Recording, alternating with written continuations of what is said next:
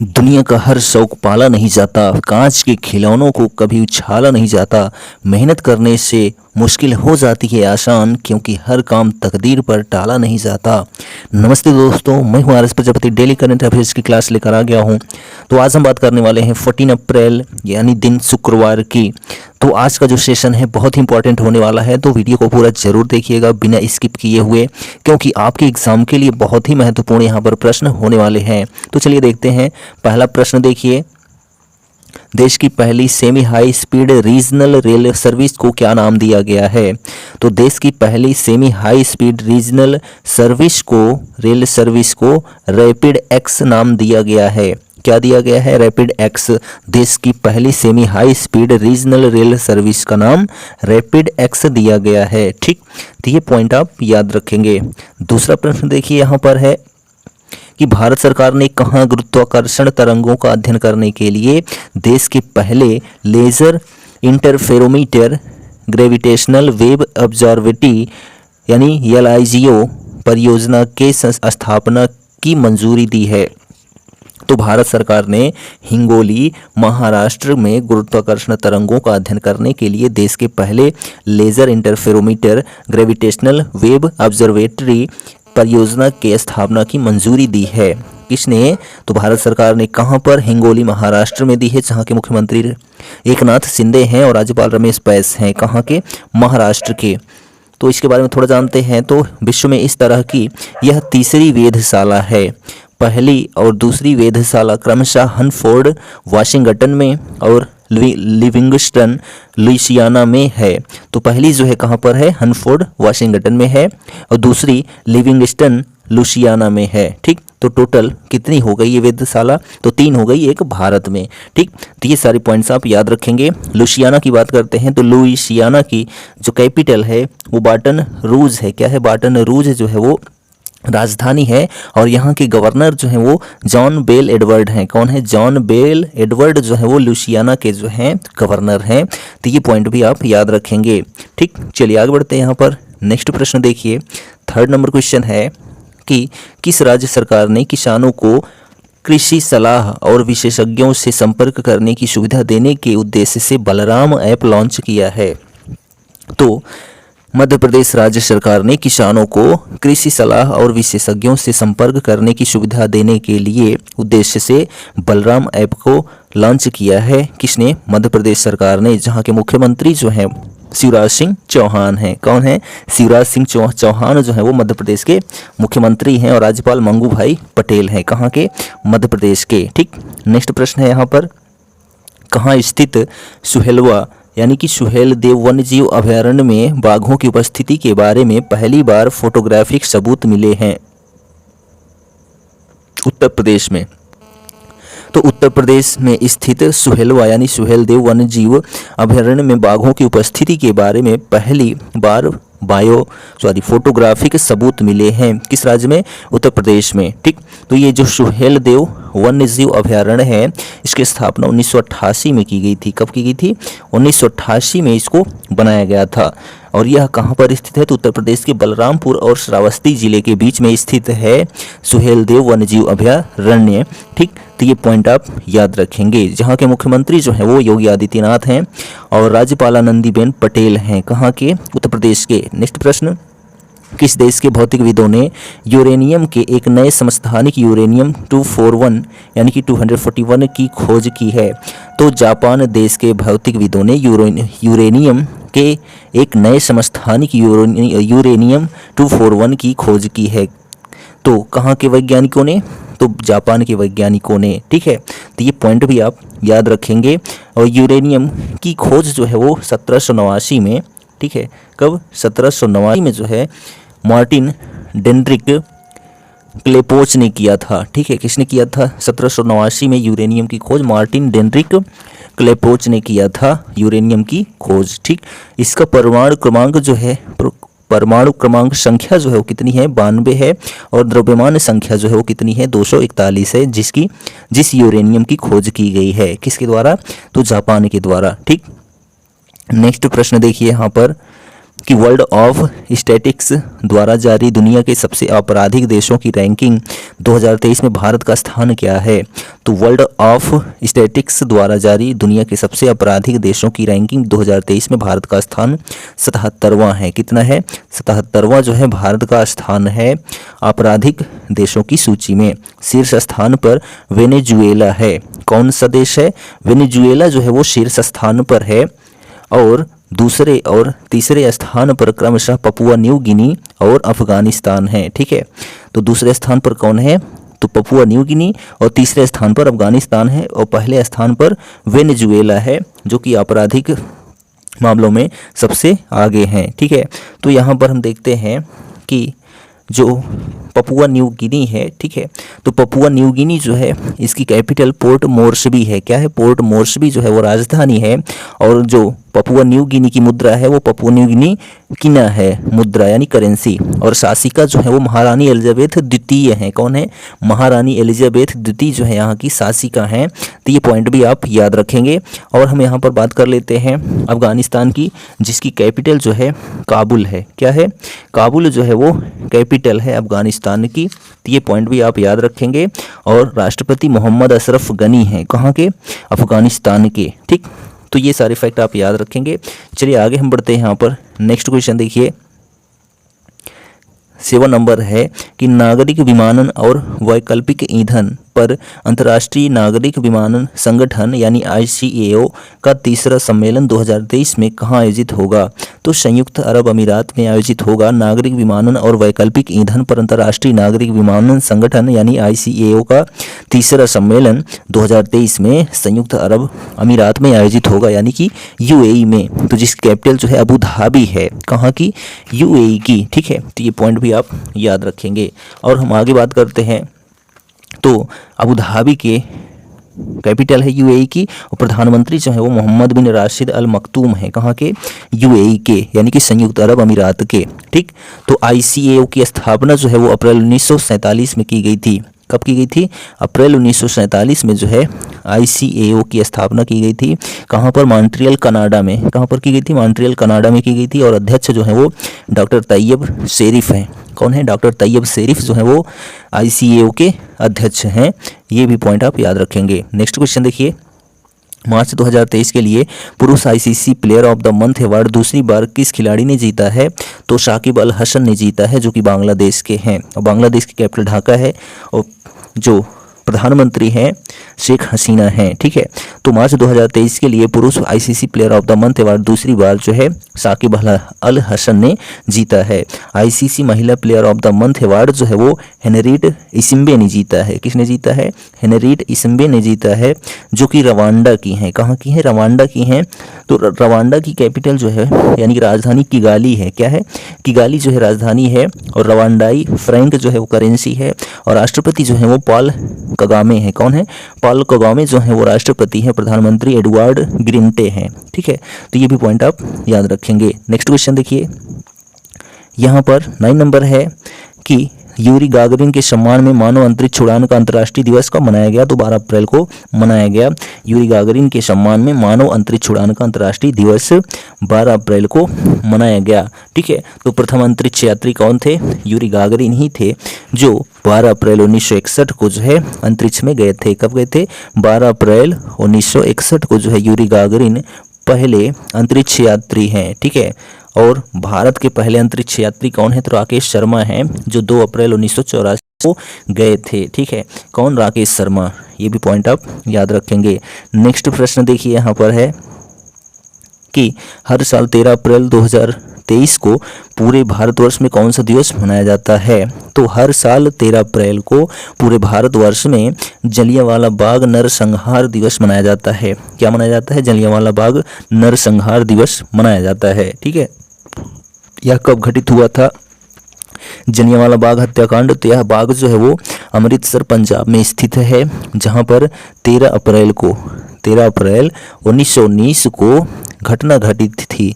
ठीक है, क्या घटित हुई थी? घटना घटित हुई थी, जिसमें एक मेला लगा हुआ था। इस जलियांवाला बाग में अमृतसर में मेला लगा हुआ था। उसमें जो है जनरल डायर के द्वारा गोली चलाने का आदेश दे दिया गया था, जिसकी वजह से बहुत सारे लोगों की मृत्यु हो गई। ठीक है, तो यही है जलियांवाला बाग नरसंहार 13 अप्रैल 1919 को घटित हुआ था, जिसमें जो है ऊधम सिंह ने ठीक है। ऊधम सिंह ने जनरल डायर को 13 मार्च 1940 को, ठीक है, कब 13 मार्च 1940 को उनकी गोली मारकर हत्या कर दी थी। किसने?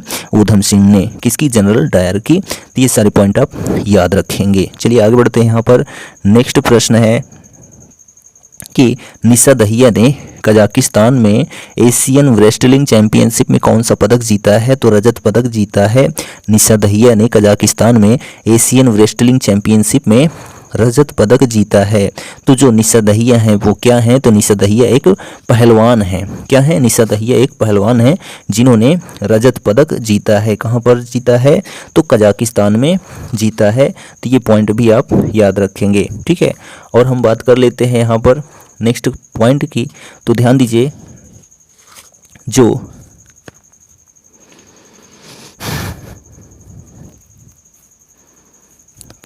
कजाकिस्तान पर नहीं है, उज्बेकिस्तान का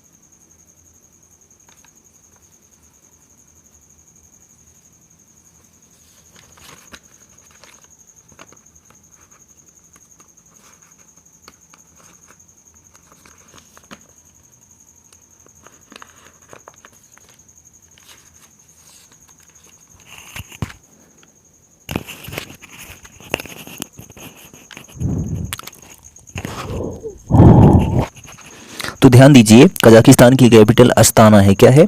अस्ताना जो है वो कजाकिस्तान की राजधानी है। और राष्ट्रपति जो है वो कासिम जोमार्ट टोकायब है। कौन है? कासिम जोमार्ट टोकायब जो है वो राष्ट्रपति हैं। और प्रधानमंत्री जो है अली खान इस्माइलोव हैं। कौन है? अली खान इस्माइलोव जो है वो प्रधानमंत्री हैं। कहाँ के? कजाकिस्तान के। तो ये पॉइंट भी आप याद रखेंगे। आगे बात करते हैं यहाँ पर नेक्स्ट प्रश्न देखिए 12 नंबर, हाल ही में जारी राज्य ऊर्जा दक्षता सूचकांक में कौन सा राज्य शीर्ष स्थान पर रहा है? तो आंध्र प्रदेश राज्य जो है वो शीर्ष स्थान पर रहा है।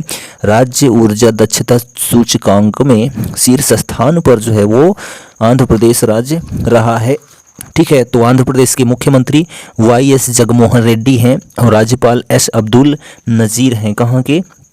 आंध्र प्रदेश के, ठीक। नेक्स्ट प्रश्न देखिए 30 नंबर कि हाल ही में टचलेस बायोमेट्रिक सिस्टम विकसित करने के लिए किस IIT ने उदय के साथ जो है साझेदारी की है? तो हाल ही में टचलेस बायोमेट्रिक सिस्टम विकसित करने के लिए IIT बॉम्बे ने उदय के साथ साझेदारी की है। किसके साथ? उदय के साथ साझेदारी की है। किसने? IIT बॉम्बे ने टचलेस बायोमेट्रिक सिस्टम विकसित करने के लिए। तो यहाँ पर उदय के बारे में जानते हैं। तो उदय का फुल फॉर्म क्या होता है? Unique identification authority of India होता है।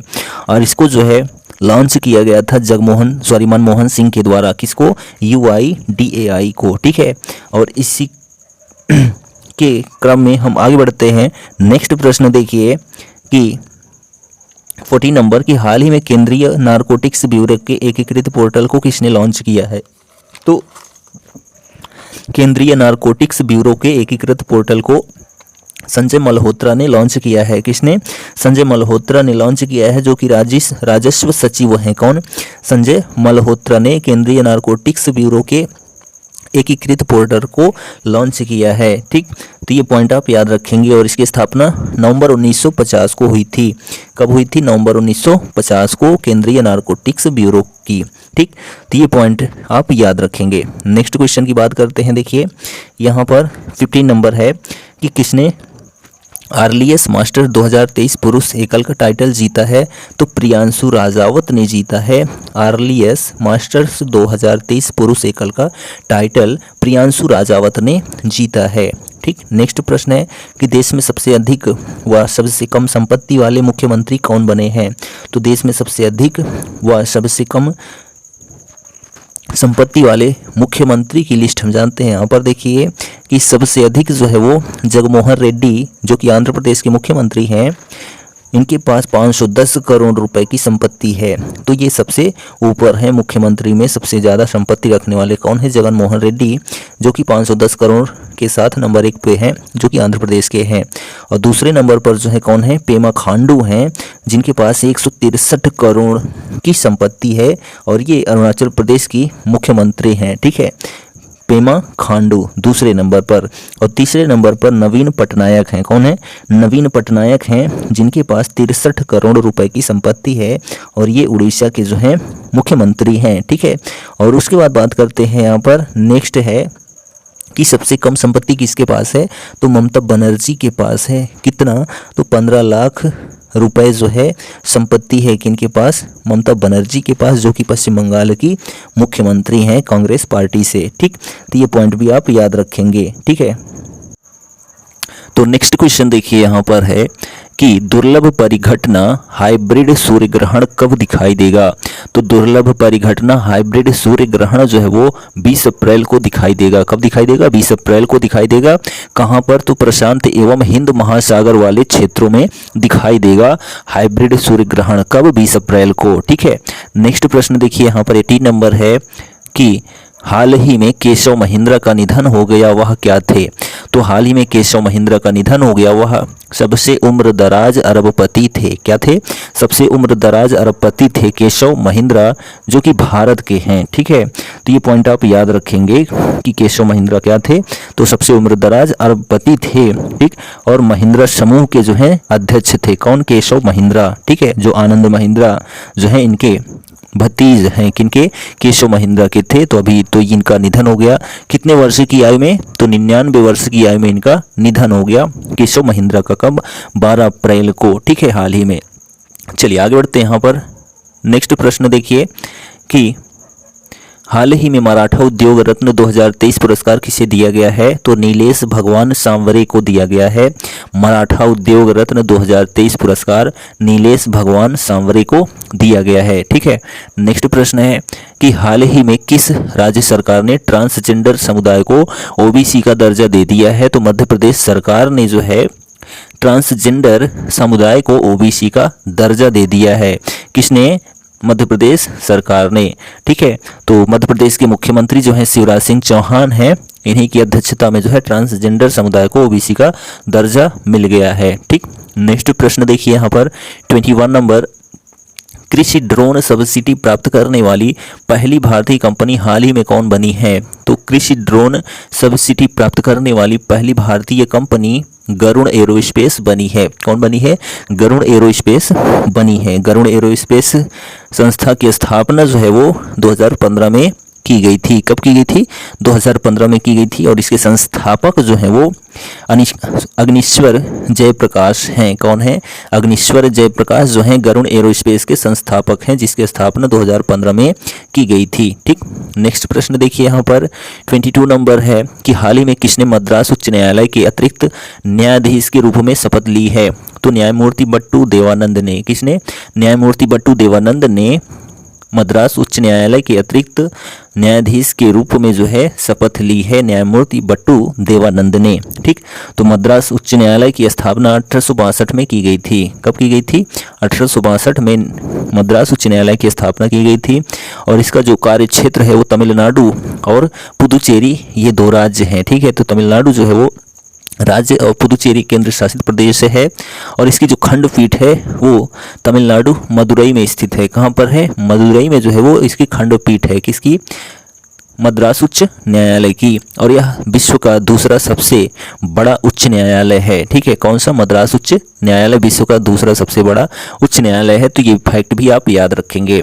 नेक्स्ट प्रश्न देखिए यहाँ पर कि ऑटोमोटिव टायर मैन्युफैक्चरर्स एसोसिएशन यानी कि एटीएमए के अध्यक्ष और उपाध्यक्ष हाल ही में क्रमशः कौन चुने गए हैं? तो ऑटोमोटिव टायर्स मैन्युफैक्चरर्स एसोसिएशन यानी कि आत्मा के अध्यक्ष और उपाध्यक्ष हाल ही में अंशुमन सिंघानिया को जो है अध्यक्ष बनाया गया है और अर्नब बनर्जी को उपाध्यक्ष बनाया गया है। किसका?